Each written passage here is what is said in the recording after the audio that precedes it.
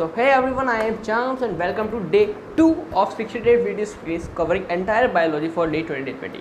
ठीक है, कल के वीडियो में हम लोगों ने अप्रॉक्सीमेटली 9 से 10 क्वेश्चन कर लिए थे, या दूसरे शब्दों में कहें तो 9 से 10 कॉन्सेप्ट्स हमने कवर अप किए थे कल के वीडियो में। ठीक है, जो इंश्योर करते हैं 2 से 3 क्वेश्चन डी 2020 में। ठीक है, लेकिन कल के वीडियो में हमने 2 से 3 क्वेश्चन छोड़ भी दिए थे। क्यों? क्योंकि उन क्वेश्चन से रिलेटेड जो कॉन्सेप्ट्स है वो काफ़ी कॉम्प्लेक्स या दूसरे शब्दों में कहें तो काफ़ी बड़े थे। ठीक है, तो उन 2 से 3 क्वेश्चन और उनसे रिलेटेड जो कॉन्सेप्ट्स है उनको आज की वीडियो में हम लोग कवर अप करेंगे। ठीक है, सो let's start the video. Okay, जो पहला क्वेश्चन हमने छोड़ा था कल वो कौन सा था? वो था cortex. Cortex is the region found between, cortex is the region found between. तो ऑप्शंस हैं पहले आपके epidermis and stele, pericycle and endodermis, endodermis and pith and endodermis and vascular bundles. ठीक है, यानी ये 4 हमारे पास ऑप्शंस हैं, ये 4 हमारे पास ऑप्शंस हैं और इन 4 ऑप्शन में हमें बताना है कि जो कॉर्टेक्स रीजन है वो क्या होता है। ठीक है, तो कॉर्टेक्स रीजन का जो आंसर है, मतलब इस क्वेश्चन का जो आंसर है वो एनसीईआरटी के पेज नंबर 90 और 91 पे मिल जाएगा आप लोग को। ठीक है, तो आपको इतना ज़्यादा घबराने की ज़रूरत नहीं है, लेकिन चूँकि हम आप लोग को याद करना है इसी वीडियो में, इसलिए हम लोग इस वीडियो में इसको पूरी तरीके से डिस्कस करेंगे। हम लोग रूट्स जो होती है ना, रूट्स की एनाटॉमी पढ़ते हैं। ओके, रूट्स की एक बार एनाटॉमी जब हम पढ़ लेंगे तो बहुत आसानी से, बहुत सिंपलिसिटी से इस क्वेश्चन का आंसर कर लेंगे। ठीक है, तो रूट्स की एनाटॉमी पढ़ना शुरू करते हैं। ठीक है, लेट्स स्टार्ट। कौन सा पेन लूँ? ये अच्छा है। देखो, तो रूट्स होती हैं, सपोज करो रूट्स ऐसी हैं, सपोज करो ये रूट्स ऐसी हैं, मार्कर है ना, ये सपोज करो रूट ऐसी हैं। ठीक है, इस रूट्स को हमने ऐसे काट दिया, खपाच। ठीक है, ये एक रूट है, इस रूट को हमने ऐसे काट दिया।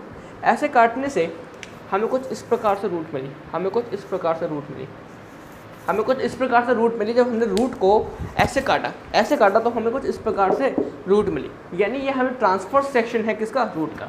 ठीक है, जब हमने बाहर को देखा तो हमें सबसे आउटर लेयर पे कुछ सेल्स दिखे, जो बीच में लंबे हो जा रहे थे, फिर छोटे छोटे हो जा रहे थे, फिर लंबे हो जा रहे थे, फिर छोटे छोटे हो जा रहे थे, फिर लंबे हो जा रहे थे। ऐसे करते करते पूरे रूट में ऐसा ही था। ठीक है, फिर साइंटिस्ट ने बाद में देखा इन सेल्स का नाम क्या है, तो इन सेल्स का नाम है भैया एपिडर्मिस। ये कौन है? ये एक लेयर है, सबसे आउटर मोस्ट लेयर है रूट्स की, इसको क्या बोलते हैं? एपिडर्मिस। क्या बोलते हैं? शाबाश, एपिडर्मिस। ठीक है, लिख लेते हैं, इसको क्या बोला करते हैं? Epidermis, epidermis. ठीक है, ठीक है, एपिडर्मिस। और एपिडर्मल सेल्स कुछ जगह पे जो एपिडर्मल सेल्स हैं ये इलोंगेट हो जा रहे हैं। क्या हो जा रहे हैं? इलोंगेट हो जा रहे हैं। और इलोंगेटेड एपिडर्मल सेल्स को हम क्या बोल रहे हैं? यानी ये जो सेल्स हैं ये और कुछ नहीं, बस एपिडर्मल सेल्स ही हैं जो इलोंगेट हो चुके हैं, जो लंबे हो चुके हैं। तो इन सेल्स को हम लोग बोलते हैं रूट हेयर्स। क्या बोला करते हैं? Root hairs. ठीक है, अब आप बहुत ईजिली इस बात को देख सकते हो कि जो रूट हेयर्स हैं ये कुछ नहीं है, बस इलोंगेशन है, इलोंगेटेड वर्जन है किसके? एपिडर्मल सेल्स के। ठीक है, यानी एक एपिडर्मल सेल होगा वो इलोंगेट कर गया होगा। इसका क्या मतलब है? इसका ये मतलब है जो रूट हेयर्स होते हैं वो कैसे होते हैं? यूनिसेलुलर होते हैं, क्योंकि रूट हेयर्स केवल एक ही एपिडर्मल सेल से तो इलोंगेट होकर बना है। तो जल्दी कॉपी में आप लोग ये लिख लो कि जो रूट हेयर्स होते हैं वो यूनिसेलुलर होते हैं। कैसे होते हैं? Unicellular. Root hairs are unicellular. लिख लो भैया। ठीक है, ओके, थोड़ा सा अंदर चलते हैं, यहाँ से थोड़ा सा अंदर चलते हैं। और हाँ, एक चीज़ और, ये जो एपिडर्मल लेयर होती है ना, एपिडर्मिस होती है किसकी? रूट्स की। उसको हमने एक स्पेसिफिक नेम दिया है। क्या नाम है उसका? एपिब्लेमा। क्या नाम है उसका? एपिब्लेमा। लिख लेते हैं, जो एपिडर्मिस होती है ना किसकी? एपिडर्मिस और रूट्स, उसको बोलते हैं एपिब्लेमा। ठीक है, जल्दी कॉपी में लिख लो, epidermis of roots is called epiblema. Epidermis of roots is called epiblema. ठीक है, ओके, तो हमने सबसे आउटर लेयर तो खत्म कर दिया, और इस मतलब ये एपिडर्मिस और रूट हेयर्स आपस में मिला के क्या बोलते हैं? Epidermal tissue system. क्या बोला करते हैं? Epidermal tissue system. तो अब तक हमने 2-3 चीज़ें पढ़ ली। क्या पढ़ ली? सबसे आउटर मोस्ट लेयर रूट की क्या होती है? एपिडर्मिस होती है, जो कि बीच में इलोंगेट, मतलब जिसके सेल्स बीच में इलोंगेट करके क्या बना लेते हैं? रूट हेयर्स बना लेते हैं। रूट हेयर्स यूनिसेलुलर होते हैं। ठीक है, रूट हेयर्स कैसे होते हैं? यूनिसेलुलर होते हैं। और एपिडर्मिस प्लस रूट हेयर्स आपस में मिलकर क्या बनाती है? Epidermal tissue system. क्या बनाती है? Epidermal tissue system. I hope ये सारी की सारी चीज़ें आप लोगों ने अपनी कॉपी में लिखी होंगी। थोड़ा सा अंदर चलते हैं। जैसे हम अंदर चलेंगे वैसे हम एक चीज़ नोटिस करेंगे कि बहुत सारे भैया parenchymatous tissues, parenchymatous cells present हैं। काफ़ी सारे पैरेनकाइमेटस सेल्स प्रेजेंट हैं। हाँ, काफ़ी सारे पैरेनकाइमेटस सेल्स प्रेजेंट हैं। कौन प्रेजेंट है भैया? Parenchymatous sales. लिख लेते हैं, कहाँ लिखें? ये लिख लेते हैं, चलो। पैरेनकाइमेटस सेल्स प्रेजेंट है। कौन है ये? पैरेनकाइमेटस सेल्स प्रेजेंट है। कौन है ये? Parenchymatous sales. ये रहे पैरेनकाइमेटस सेल्स, ये रहे, ठीक है, ओके। और इस पैरेनकाइमेटस सेल्स के बाद, इन पैरेनकाइमेटस सेल्स के बाद एक दूसरी लेयर आती है, उसका क्या नाम है? एंडोडर्मिस। क्या नाम है? एंडोडर्मिस, ठीक है। कुछ इस प्रकार से होती है लेयर, ऐसे समझो, ऐसे बनाना।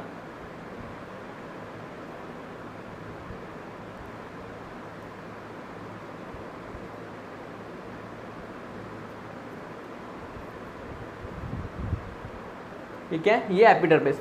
ये कौन है भैया? ये है एपिडर्मिस। ये कौन है भैया? ये पूरी की पूरी जो लेयर है इसको बोलते हैं एपिडर्मिस। इस पूरी की पूरी लेयर को बोलते हैं एपिडर्मिस, ठीक है। सॉरी, इस पूरी की पूरी लेयर को बोलते हैं एंडोडर्मिस। क्या बोला करते हैं? इस पूरी की पूरी लेयर को एंडोडर्मिस। क्या बोलते हैं? एंडोडर्मिस। इसको तो लिखना चाहिए। इसको क्या बोला करते हैं? एंडोडर्मिस। एंडोडर्मिस,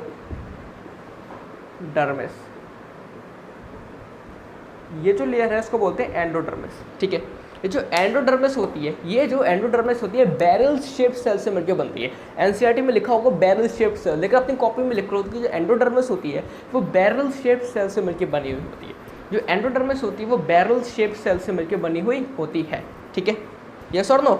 यस और ना? Yes sir, very good. Endodermis हो गया। हाँ, अब देखो, एंडोडर्मल जो सेल्स होते हैं, ये बैरल शेप सेल है, ये एक बैरल शेप सेल है, ये दूसरा बैरल शेप सेल है, ठीक है। अब इन सेल्स में एक लेयर होती है, इन सेल्स के अंदर एक लेयर होती है, इन सेल्स के अंदर एक लेयर होती है, ठीक है। और वो लेयर किस चीज़ की मिलकर बनी हुई होती है? इन सेल्स के अंदर एक लेयर होती है, और वो लेयर किस चीज़ की मिलकर बनी होती है? स्यूबेरिन से मिलकर बनी हुई होती है। In barrel shape cells of endodermis contain a layer which is made up of suberin.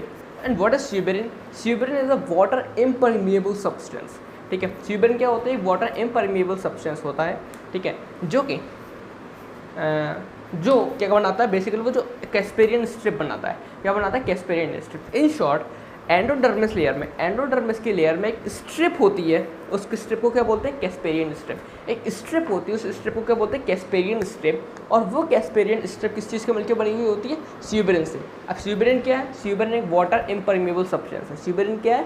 Water impermeable substance है, जो कि जो वाटर को ऑब्वियसली बात है कि अलाउ नहीं करता पास होने के लिए, ठीक है। इसके अलावा ये जो एंडोडर्मिस है ना, एंडोडर्मिस में कुछ स्पेसिफिक टाइप ऑफ प्रोटीन्स भी अवेलेबल होते हैं जो डिसाइड करते हैं कि कौन से मॉलिक्यूल्स को जाना चाहिए, कौन से मॉलिक्यूल्स को नहीं जाना चाहिए, ठीक है, ओके। ये जो पैरेनकाइमेटस सेल्स हैं, मतलब एपिडर्मिस के बाद से जो पैरेनकाइमेटस सेल्स हैं plus endodermis, parenchymatous cells plus endodermis क्या बनाती है? कॉर्टेक्स बनाती है। तो कॉर्टेक्स क्या है? ये जो अभी क्वेश्चन में था ना, कॉर्टेक्स अभी भी पढ़ा था जो क्वेश्चन, उस क्वेश्चन में जो कॉर्टेक्स है वो क्या है? Cortex is nothing but parenchymatous cells plus endodermis. Endodermis plus parenchymatous cells को हम आपस में मिला के क्या बोला करते हैं? कॉर्टेक्स, ठीक है। फॉर एग्जाम्पल, बॉडी क्या होती है? ह्यूमन बॉडी क्या होती है? ह्यूमन बॉडी क्या यहाँ से लेके यहाँ तक ह्यूमन बॉडी है? नहीं। क्या इतना पार्ट मेरा ह्यूमन बॉडी है? नहीं। क्या मेरी ये जो नेक है, गर्दन है, क्या ये ह्यूमन बॉडी है? नहीं। क्या नोज मेरी ह्यूमन बॉडी है? क्या मेरे पैर human body? The answer is no. सब कुछ मिलाकर क्या है? ह्यूमन बॉडी है, ठीक है। उसी प्रकार पैरेनकाइमेटस सेल्स कॉर्टेक्स नहीं है, एंडोडर्मिस अकेला कॉर्टेक्स नहीं है, एंडोडर्मिस प्लस पैरेनकाइमेटस सेल्स दोनों आपस में कौन है? कॉर्टेक्स, ठीक है, ओके। अब एंडोडर्मिस के अंदर का जितना भी मटेरियल है, जितना भी कंटेंट है, एंडोडर्मिस के अंदर का जितना भी पार्ट है उसे क्या बोलते हैं? स्टील। उसे क्या बोला करते हैं? स्टील, ठीक है। एंडोडर्मिस के अंदर का जितना भी पार्ट है, एंडोडर्मिस के अंदर का जितना भी पार्ट है, पूरा का पूरा जो पार्ट है भाई, इसको क्या बोला करते हैं? स्टील। क्या बोलते हैं? स्टील, ठीक है। अब स्टील की सबसे पहली लेयर, स्टील की सबसे पहली लेयर कौन सी होती है? उसे बोलते हैं पेरिसाइकिल। स्टील की सबसे पहली लेयर कौन सी होती है? पेरिसाइकिल, ठीक है। ये सपोज करो ये पहली लेयर, इसको बोलते हैं पेरिसाइकिल। क्या ये? पेरिसाइकिल। क्या ये? पेरी भैया, पेरिसाइकिल, ठीक है। ये जो पेरिसाइकिल है, इस पेरिसाइकिल के अंदर कौन होते हैं? हमारे वैस्कुलर टिश्यू, जिनमें जाइलम ऑफ फ्लोएम प्रेजेंट होते हैं। ठीक है। इस मतलब क्या नाम है, पेरिसाइकिल के अंदर लिख ले, पेरिसाइकिल, पेरिसाइकिल, ठीक है, ये पेरिसाइकिल है। इस पेरिसाइकिल के अंदर जाइलम और फ्लोएम प्रेजेंट होते हैं, ठीक है। और सो तो नहीं गए, नींद जाग रहे हैं ना, ठीक है। पता थोड़ा सा बोरिंग है लेकिन वो फिर से रिवाइज कर लेते हैं, ठीक है। जितना भी आपने लिखा है वो जो नहीं लिखा है फिर से लिखो, चलो। तो ये क्या है, ये रूट्स का ट्रांसफर सेक्शन क्या है, रूट्स का है ट्रांसफर सेक्शन, ठीक है। इस रूट्स के ट्रांसफर सेक्शन में सबसे पहली लेयर कौन सी होती है, एपिब्लेमा। एपिब्लेमा क्या है, एपिडर्मिस ऑफ रूट्स। एपिब्लेमा क्या है, एपिडर्मिस ऑफ रूट्स, ठीक है। मेरे साथ इंटरेक्ट करते रहो, बोलते रहो, मैं कुछ पूछूंगा आप लोग बताओगे, ठीक है। सबसे रूट्स के एपिडर्मिस को क्यों बोलते हैं, एपिब्लेमा, ठीक है। एपिब्लेमा के कुछ सेल्स बीच बीच में इलोंगेट हो जाते हैं, वो क्या बनाते हैं, रूट हेयर्स, वेरी गुड। तो रूट हेयर्स होते हैं वो यूनी होते हैं, मल्टी सेलुलर होता है, आंसर यूनिसेलुलर होते हैं, ठीक है। यानी रूट्स की सबसे आउटर मोस्ट लेयर एपिब्लेमा होती है, जिन एपिब्लेमा के कुछ सेल्स बीच बीच में इलोंगेट होकर रूट हेयर्स बनाते हैं और रूट हेयर्स यूनिसेलुलर होते हैं। और एपिब्लेमा और रूट हेयर्स आपस में मिलाकर क्या बनाते हैं, आपस में मिलकर क्या बनाते हैं, एपिडर्मल टिश्यू सिस्टम। क्या बनाते हैं, epidermal tissue system. I hope इतनी चीज़ आपको क्लियर है, ठीक है। एपिब्लेमा के अंदर आएंगे तो हमें मिलेंगे पैरेन्काइमेटस सेल्स। बहुत सारे पैरेन्काइमेटस सेल्स हमें एपिब्लेमा के अंदर देखने को मिलेंगे, ठीक है। इधर भी है पैरेन्काइमेटस सेल, इधर भी पूरे में पैरेन्काइमेटस सेल्स। पैरेन्काइमेटस सेल्स से और अंदर जाएंगे पैरेन्काइमेटस सेल से, तो हमें क्या देखने को मिलेंगे, एंडोडर्मिस। जो ब्लैक कलर का आपको अभी दिख रहा है ना, एंडोडर्मिस है। क्या है, एंडोडर्मिस, ये क्या है, एंडोडर्मिस, ठीक है। अब जो एंडोडर्मिस है, एंडोडर्मिस के अंदर एक लेयर होती है, एक स्ट्रिप होती है। एंडोडर्मिस के अंदर एक स्ट्रिप होती है जो कि जिसका क्या नाम है, कैस्पेरियन स्ट्रिप। जिसका क्या नाम है, कैस्पेरियन स्ट्रिप। क्या नाम है, कैस्पेरियन स्ट्रिप। और कैस्पेरियन स्ट्रिप कौन से केमिकल से मिलकर बनी हुई होती है, किससे बनी हुई होती है, जल्दी बोला, स्यूबेरिन से, ठीक है। एंडोडर्मिस के अंदर एक स्ट्रिप प्रेजेंट होती है, इसको बोलते हैं कैस्पेरियन स्ट्रिप। और ये कैस्पेरियन स्ट्रिप किस चीज़ से बनी होती है, स्यूबेरिन से। अब स्यूबेरिन क्या है, स्यूबेरिन एक वाटर इम्परमिएबल सब्सटेंस है। स्यूबेरिन क्या है, वाटर इम्परमिएबल सब्सटेंस है जो ऑब्वियसली पानी को अपने में से अलाउ, मतलब पास होने का अलाउ नहीं करेगा, ठीक है। मतलब पानी भाई इधर से तो आता रहेगा, इधर से ऐसे ऐसे आएगा, मतलब सेल वॉल के थ्रू। कैसे आएगा, सेल वॉल के थ्रू। सेल वॉल के थ्रू मतलब क्या, एपोप्लास्टिक पाथवे। क्या है, एपोप्लास्टिक पाथवे, ठीक है। और क्या है, apoplastic pathway. Okay, let me see one thing.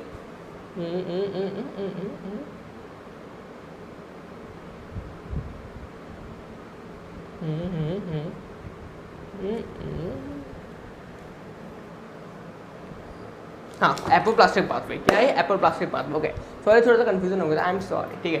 ठीक है, apoplastic pathway along the cell wall, मतलब पानी इधर से एपोप्लास्टिक पाथवे से आता रहेगा। क्यों आएगा एपोप्लास्टिक पाथवे, क्योंकि भाई एपोप्लास्टिक पाथवे में हमें कम जोर लगाना पड़ता है, कम हमें एफर्ट देने पड़ते हैं, ठीक है। ओके, लेकिन जैसे ही वो एंडोडर्मिस के पास आएगा, जैसे ही पानी एंडोडर्मिस के पास आएगा तो एंडोडर्मिस में तो पास ही नहीं हो सकता। क्यों नहीं हो सकता, क्योंकि क्या है उसमें, स्यूबेरिन है। क्योंकि उसमें क्या प्रेजेंट है, स्यूबेरिन है। स्यूबेरिन से मिलकर स्ट्रिप प्रेजेंट है, इसको हम कैस्पेरियन स्ट्रिप बोल रहे हैं। और स्यूबेरिन पानी को अलाउ नहीं कर रहा कि वो जाए, तो अब क्या करें, तो उसके लिए प्रकृति, नेचर ने क्या करा, एंडोडर्मिस में कुछ स्पेसिफिक प्रोटीन्स डाल दिए, कुछ स्पेसिफिक क्या डाल दिए, प्रोटीन्स डाल दिए। और ये स्पेसिफिक प्रोटीन जो है वो कुछ सिलेक्टिव केमिकल्स को अलाउ करते हैं अपने अंदर से पास होने के लिए, ठीक है। ओके, तो यहाँ पर क्या होता है, सिलेक्टिव ट्रांसपोर्ट होता है। क्या हो जाता है, सिलेक्टिव ट्रांसपोर्ट होता है। और यहाँ से जब पानी है वो सिम्प्लास्टिक पाथवे अपनाता है। क्या अपनाता है, सिम्प्लास्टिक पाथवे, मतलब साइटोप्लाज्म में से जाता है। कहाँ से जाता है, साइटोप्लाज्म के अंदर से जाता है, ठीक है। ओके, अब एंडोडर्मिस के अंदर का जितना भी पार्ट है, एंडोडर्मिस के अंदर का जितना भी पार्ट है उसको हम क्या बोलते हैं, स्टील। क्या बोला करते हैं उसे, स्टील, ठीक है। और स्टील की सबसे पहली लेयर जो कि इसमें ब्लू कलर से दिखी हुई बनाई हुई है, वो क्या है, पेरिसाइकिल। उसे क्या बोला करते हैं, पेरिसाइकिल, ठीक है। एंडोडर्मिस की सबसे अंदर वाली लेयर को क्या, एंडोडर्मिस के अंदर जितना भी उसको क्या बोलते हैं, स्टील। क्या बोला करते हैं, स्टील, वेरी गुड। और स्टील की पहली लेयर को क्या बोलते हैं, पेरिसाइकिल। क्या बोला करते हैं, पेरिसाइकिल, वेरी वेरी गुड, ठीक है। अब पेरिसाइकिल के और अंदर जाएंगे, पेरिसाइकिल को और अंदर जाएंगे पेरिसाइकिल को, तो हमें क्या देखने को मिलेंगे, vascular tissues including xylem and phloem, very good, ठीक है। अब देखो जाइलम किस प्रकार से होंगे, ये देख लो एक बार। तो जाइलम है वो इस प्रकार से होंगे, ये मेरे मैन नहीं चलता है। ओके, गिर गए मारकर। ये क्या है, जाइलम। ये क्या है भैया, जाइलम। ये क्या है, जाइलम। ये क्या है, जाइलम। ये जो मैं बना रहा हूँ ना, ये क्या है, जाइलम है। ये जो मैं बना रहा हूँ ना, ये क्या है, जाइलम है। ये क्या है, जाइलम है, ठीक है ना। ये क्या है भैया, ये है जाइलम। और ये जो चीज़ है, ये जो चीज़ है भैया, और ये जो चीज़ है ये क्या है, इसको बोलते हैं फ्लोएम, ठीक है, इसको क्या बोलते हैं, फ्लोएम। तो जाइलम कौन सी है, जाइलम कौन सी है, ये जो ब्लू ब्लू है ये तो जाइलम है, ये जो ब्लू ब्लू है ये तो जाइलम है, और ये जो ब्लैक ब्लैक है ये फ्लोएम है, ये जो ब्लैक ब्लैक है, ये जो ब्लैक ब्लैक है भाई ये फ्लोएम है, ये जो ब्लैक ब्लैक है ये फ्लोएम है, ठीक है। आई होप इतना आप क्लियर होगा। डायग्राम थोड़ा सा क्लम्सी हो गया है, वो गुचर हो गया, लेकिन आपको आई होप क्लियर होगा। ये जो आपको ब्लैक ब्लैक दिख रहे हैं ना ये क्या है, फ्लोएम है, और आपको ये जो दिख रहे हैं ये क्या है, जाइलम है, ये क्या है, जाइलम है। अब देखो, अब देखो जाइलम जब बनी होगी तो ऐसे बन रही होगी। मतलब फॉर एग्जांपल एक बिल्डिंग है, फॉर एग्जांपल बोतल है, मान लो ये बोतल क्या है, एक बिल्डिंग की एज अ बिल्डिंग समझो, ठीक है। ये बिल्डिंग कैसे बनती है, सबसे पहले एक फ्लोर बनता है, फिर नेक्स्ट फ्लोर बनता है, फिर उसके बाद फ्लोर बनता है, फिर नेक्स्ट फ्लोर बनता है। ऐसा तो है नहीं कि एक ही बार में पूरी की पूरी बिल्डिंग बन जाती है। यस और no, yes sir, very good, ठीक है। In the very similar way जो जाइलम है वो भी एक साथ पूरी नहीं बनती, उसमें भी टाइम लगता है। पहले थोड़ा बनता है, फिर उसके बाद बनता है, फिर उसके बाद बनता है, ऐसे करते करते पूरी की पूरी जाइलम बनती है, ठीक है, ओके। तो ऐसी जाइलम जो कि पहले बन जाती है, ऐसी जाइलम जो कि पहले बन जाती है उसे बोलते हैं प्रोटोजाइलम। ऐसी जाइलम जो कि पहले बन जाती है उसे बोलते हैं प्रोटोजाइलम, ठीक है। तो मान लो रूट्स के अंदर किसके अंदर, रूट्स के अंदर जो प्रोटोजाइलम है वो बाहर की ओर होती है। रूट्स के अंदर जो प्रोटोजाइलम है, रूट्स के अंदर जो प्रोटोजाइलम है वो बाहर की तरफ होती है, प्रोटोजाइलम। ये जो ब्लैक ब्लैक दिख रहा है ये क्या है, प्रोटोजाइलम। ये क्या है, प्रोटोजाइलम, ठीक है। और वो जाइलम जो कि बाद में बनी है, वो जाइलम जो कि बाद में बनी है उसे बोलते हैं मेटाजाइलम। उसे क्या बोला करते हैं, मेटाजाइलम। तो इसके ये वाला जो पार्ट है, ये वाला जो पार्ट है, ये वाला जो पार्ट है और ये वाला जो पार्ट है, इसे ये क्या है, मेटाजाइलम। ये कौन है भैया, मेटाजाइलम।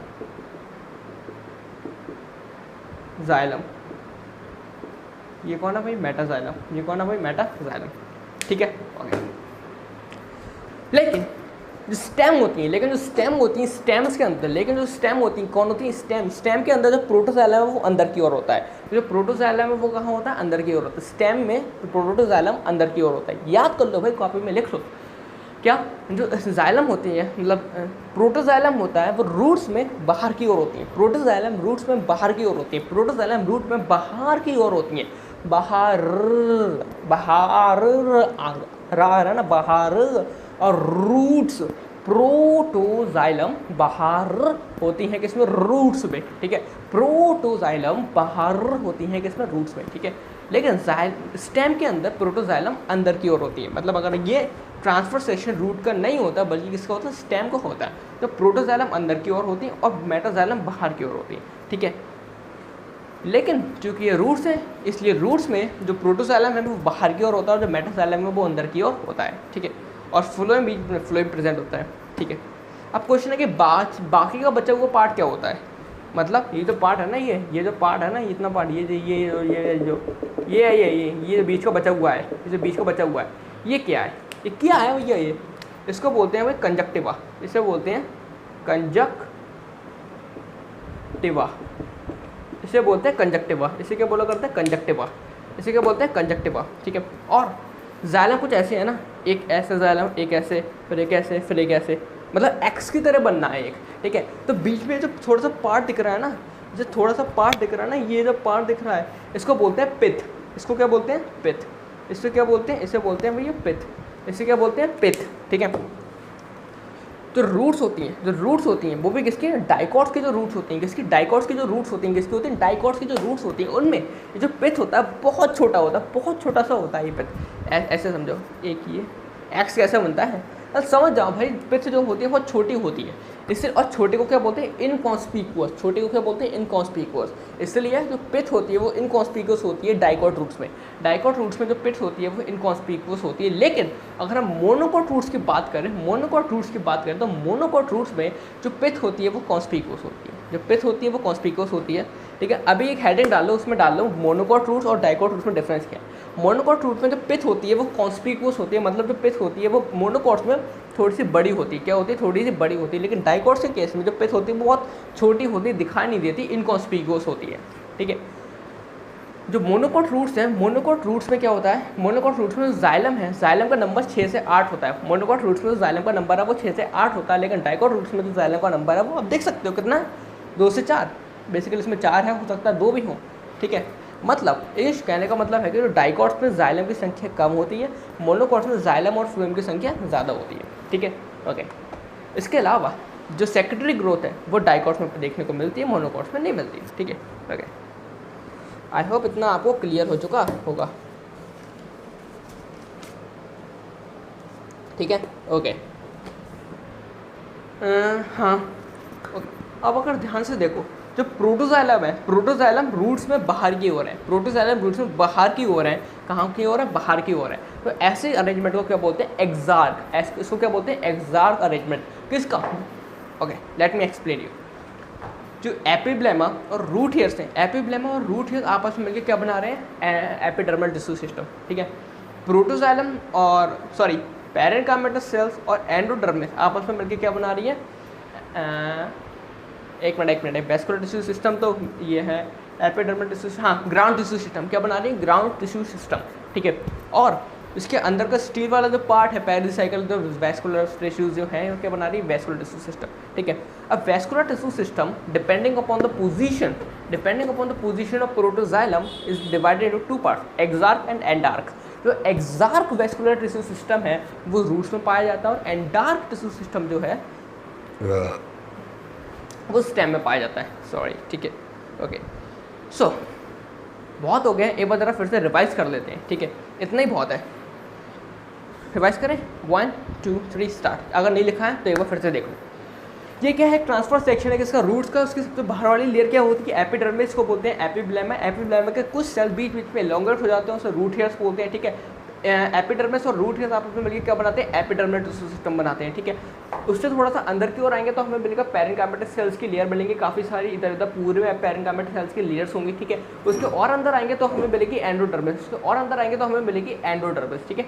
एंडोडर्मिस के अंदर क्या होता है, एक स्ट्रिप होती है। एंडोडर्मिस के अंदर क्या होती है, एक स्ट्रिप होती है, किसकी, उसको क्या नाम है, कैस्पेरियन स्ट्रिप। और फिर कैस्पेरियन स्ट्रिप है वो किस चीज़ से मिलकर बनी होती है, वो मिलकर बनी होती है स्यूबेरिन से। स्यूबेरिन क्या होता है, वैक्सिस सब्सटेंस होता है जो कि वाटर इम्परमेबल होता है, जो कि कैसा होता है, वाटर इम्परमेबल, ठीक है, ओके।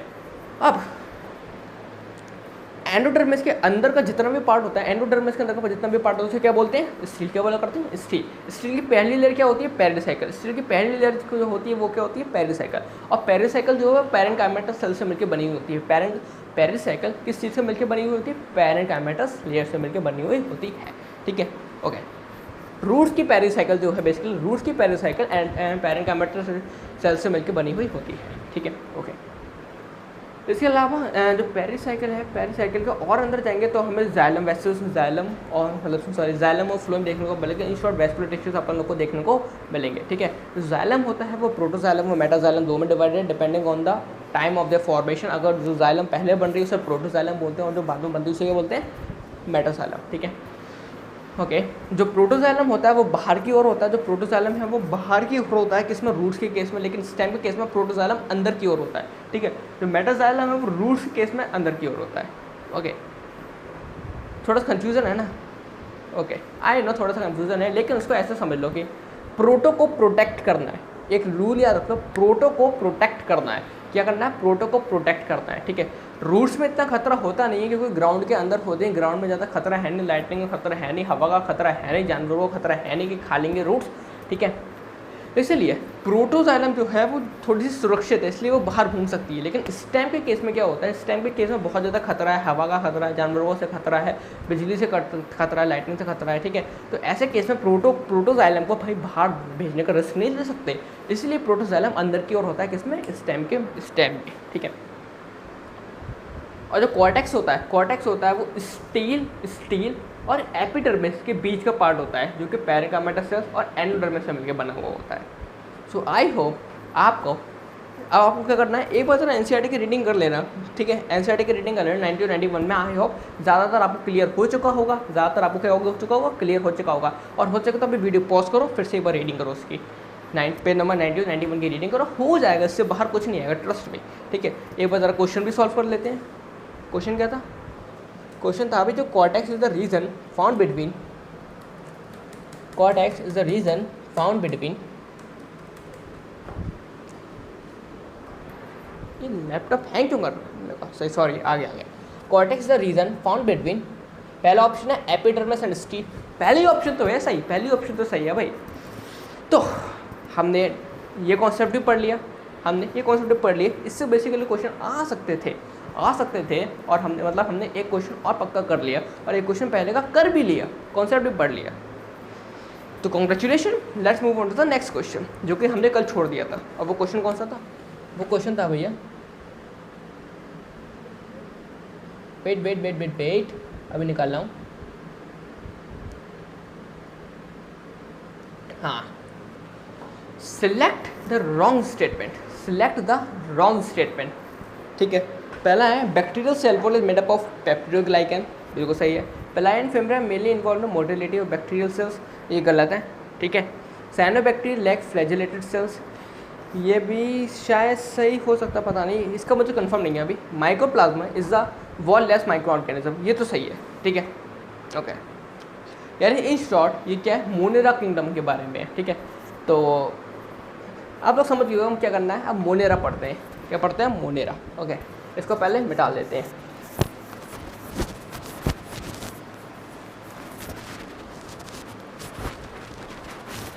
तो क्या ना, यस और नो भैया?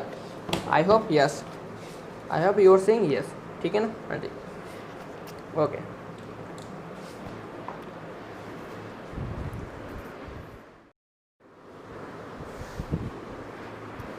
Okay, let's move on to the next question जो हमने कल की वीडियो में कवर अप नहीं किया था। वो क्वेश्चन है सिलेक्ट द रॉन्ग स्टेटमेंट, मतलब हमसे एक क्वेश्चन, मतलब 4 ऑप्शंस हैं, उन 4 ऑप्शन में से बताना है कि कौन सा ऑप्शन गलत है, ठीक है। पहला ऑप्शन है bacterial cell wall is made up of peptidoglycan, pili and fimbriae are mainly involve in motility of bacterial cells, cyanobacteria like flagellated cells and mycoplasma is a wall less micro organism. ये 4 option थे और इनमें से हमको बताना है कि कौन सा ऑप्शन गलत है, ठीक है। इस क्वेश्चन को आंसर करने के लिए हमें किसी की नॉलेज होनी चाहिए, बैक्टीरिया की नॉलेज होनी चाहिए। बैक्टीरिया किस किंगडम को बिलोंग करते हैं? मोनेरा को। इन शॉर्ट हमें मोनेरा की नॉलेज होनी चाहिए। तो लेट्स टेक, तो अब हम पढ़ने जा रहे हैं क्या? Monera, okay. तो शुरू करते हैं। मोनेरा, या मोनेरा जितने भी लिविंग ऑर्गेनिज्म, कौन है? जितने भी लिविंग ऑर्गेनिज्म और ऐसे लिविंग ऑर्गेनिज्म जो प्रोकैरियोटिक होते हैं। इन शॉर्ट जो जितने भी प्रोकैरियोटिक लिविंग ऑर्गेनिज्म है वो सभी मोनेरा में आते हैं। तो पॉइंट लिख लो कि जितने भी प्रोकैरियोट्स हैं वो सभी मोनेरा में आते हैं। मोनेरा के अलावा किसी और किंगडम में प्रोकैरियोट्स नहीं पाए जाते हैं, ठीक है, ओके। क्योंकि बैक्टीरिया भी मोनेरा में आते हैं, इसलिए सारे के सारे बैक्टीरिया भी कैसे होते हैं? प्रोकैरियोट्स होते हैं, ओके। क्वेश्चन है कि प्रोकैरियोट्स का मतलब क्या? प्रोकैरियोट्स का सिंपली मतलब है कि ऐसे बैक्टीरिया या ऐसे ऑर्गेनिज्म जिनके पास वेल डिफाइंड न्यूक्लियस और well defined membrane bound organelles present नहीं होते, ठीक है, ओके। अब ये जो मोनेरा है ना, इस मोनेरा में बेसिकली 2 क्लासेस हैं। मोनेरा की 2 क्लासेस हैं जो आपके सिलेबस में दिए हैं। उनमें से पहले क्लासेस है आर्के बैक्टीरिया, दूसरी है यू बैक्टीरिया। फिर से जो मोनेरा है उनकी 2 क्लासेस हैं, पहली है आर्के बैक्टीरिया, दूसरी है यू बैक्टीरिया, ठीक है। यू बैक्टीरिया और साइनोबैक्टीरिया अप्रॉक्सीमेटली इक्विवेलेंट है, मतलब हमारे सिलेबस के लेवल पे ऑलमोस्ट इक्विवेलेंट है, ठीक है। तो सबसे पहले बात करते हैं आर्के बैक्टीरिया क्या होता है। उससे भी पहले बात कर लेते हैं कि मोनेरा के जर्नल कैरेक्टर्स कौन कौन से होते हैं, ठीक है। जो मोनेरा है, पहली चीज़ ऑब्वियसली बात है वो प्रोकैरियोट्स होते हैं। दूसरी चीज़ एनारोबिक भी हो सकते हैं, एरोबिक भी हो सकते हैं, मतलब इनके रेस्पिरेशन में बहुत ज़्यादा वैरायटी है, ठीक है। ये जो मोनेरा जिनमें ज़्यादातर बैक्टीरिया पाए जाते हैं, इनकी सबसे बेहतरीन जगह, सबसे फेवरेट जगह कौन सी है? मिट्टी, soil is the most favourite place for bacteria to live, ठीक है। इसलिए ज़्यादातर बैक्टीरिया कहाँ पे पाए जाते हैं? मिट्टी में पाए जाते हैं। और एक्टिनोमाइसिस और स्ट्रेप्टोमाइसिस, ये ऐसे 2 स्पीशीज़ हैं किसकी? बैक्टीरिया की, जो कि बहुत ज़्यादा अमाउंट में पाई जाती हैं किसमें? सॉइल में, ठीक है, ओके।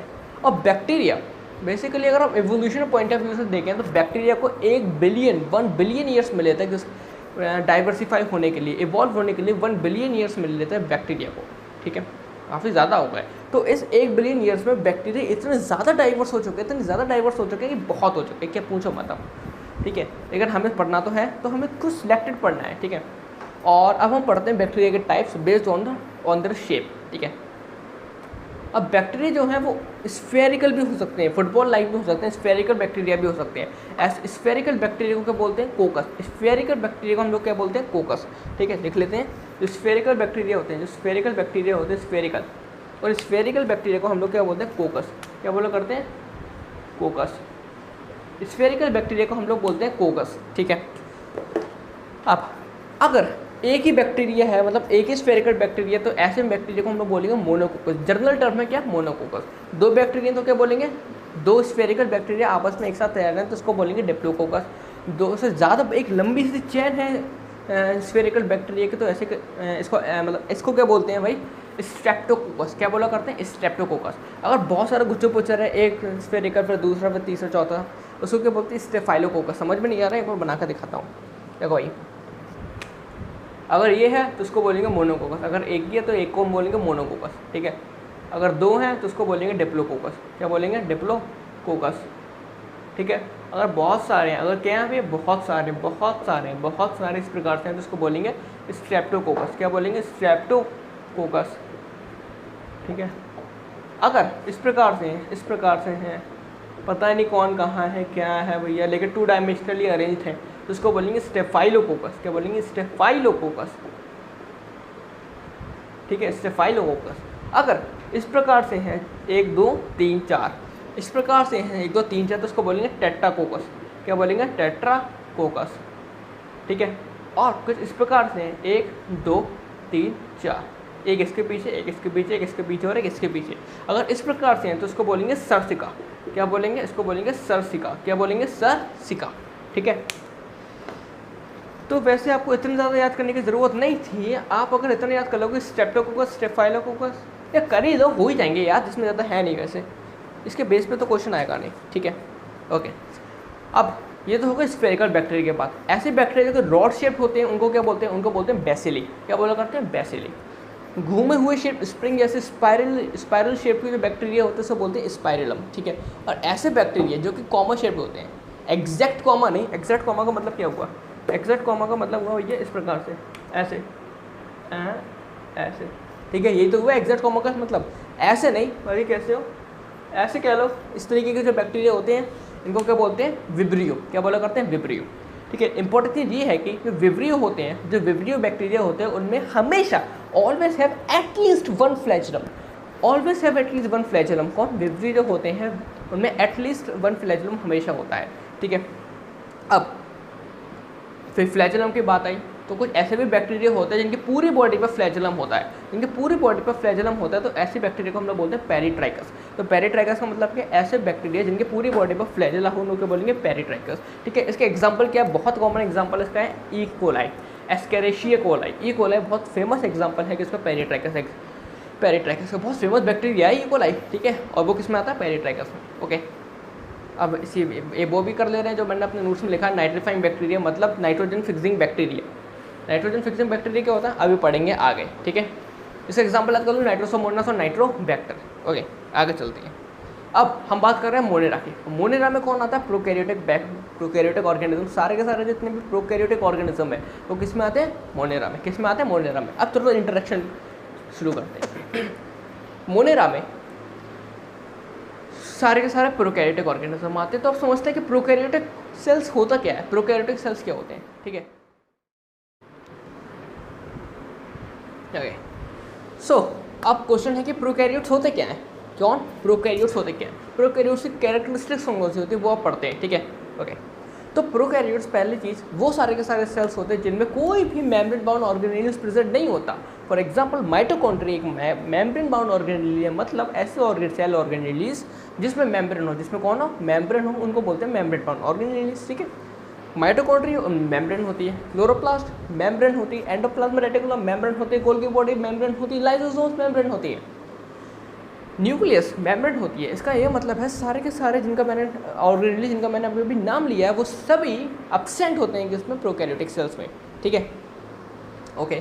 दूसरी चीज़, न्यूक्लियस इनकम्प्लीट होता है। क्यों इनकम्प्लीट होता है? क्योंकि उनमें न्यूक्लियर मेम्ब्रेन जो होती है वो कंप्लीट नहीं होती, उनमें कंप्लीट ही नहीं होती। ठीक है, अब क्वेश्चन है अब चूँकि जो डीएनए होता है, चूँकि डीएनए जो होता है वो न्यूक्लियस के अंदर होता है, और न्यूक्लियस जो है वो इनकम्प्लीट होता है किसमें, प्रोकैरियोटिक सेल्स में। तो प्रोकैरियोटिक सेल्स में एक रीजन होता है, क्या होता है, एक रीजन होता है, एक जगह होती है, एक पोर्शन होता है प्रोकैरियोटिक सेल्स के अंदर ही, जहाँ पर जो डीएनए है वो सर्कुलर फॉर्म में प्रेजेंट होता है। कैसे प्रेजेंट होता है, सर्कुलर फॉर्म में डीएनए प्रेजेंट होता है प्रोकैरियोटिक सेल्स के अंदर, ठीक है।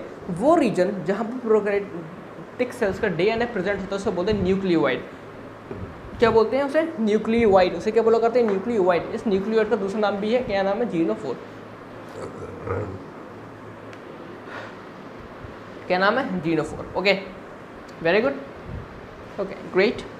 हाँ, इसके अलावा नॉट ओनली इनके पास सर्कुलर डीएनए होता है, नॉट ओनली इनके पास मतलब जो मेन डीएनए होता है प्रोकैरियोटिक सेल्स के पास, इनके पास एक यूनिक कैरेक्टर होता है जो कि यूकैरियोट्स में नहीं मिलता है, और वो यूनिक कैरेक्टर क्या है, they have plasmids, they have plasmid. अब क्वेश्चन है कि प्लाज्मिड्स क्या होता है, प्लाज्मिड क्या होता है, तो डबल स्टैंडर्ड सर्कुलर डीएनए होता है ना, डबल स्टैंडर्ड सर्कुलर डीएनए तो होता है, डबल स्टैंडर्ड सर्कुलर डीएनए का जो पार्ट होता है उसको बोलते हैं प्लाज्मिड। मतलब सब डबल स्टैंडर्ड सर्कुलर डीएनए का एक पार्ट होता है प्लाज्मिड, ठीक है, यस और नो, यस। तो प्लाज्मिड होता है। आप क्वेश्चन है कि प्लाज्मिड में होता क्या है, plasmid basically non essential genes contain करता है, मतलब बैक्टीरिया के जो नॉन एसेंशियल जीन्स होती हैं वो प्लाज्मिड कंटेन करता है। नॉन एसेंशियल जीन्स का मतलब क्या, ऐसे जीन्स जिनके बिना बैक्टीरिया बहुत आसानी से सर्वाइव कर सकता है, मतलब जिनके बिना भी बैक्टीरिया सर्वाइव कर सकता है, ओके। जो मेन जीन्स होती हैं वो तो उसके मेन डीएनए में पाई जाती हैं, लेकिन जो एसेसरी जीन्स होती है वो प्लाज्मिड में पाई जाती है, ठीक है। दूसरी चीज़, इसके अलावा जो नेक्स्ट चीज़ है वो क्या है, इनके पास राइबोसोम्स होते हैं। राइबोसोम्स क्या होते हैं, मेम्ब्रेन लेस ऑर्गेनेल्स होते हैं। देखो भाई याद रख लो दो मेम्ब्रेन लेस ऑर्गेनेल्स का नाम, वेट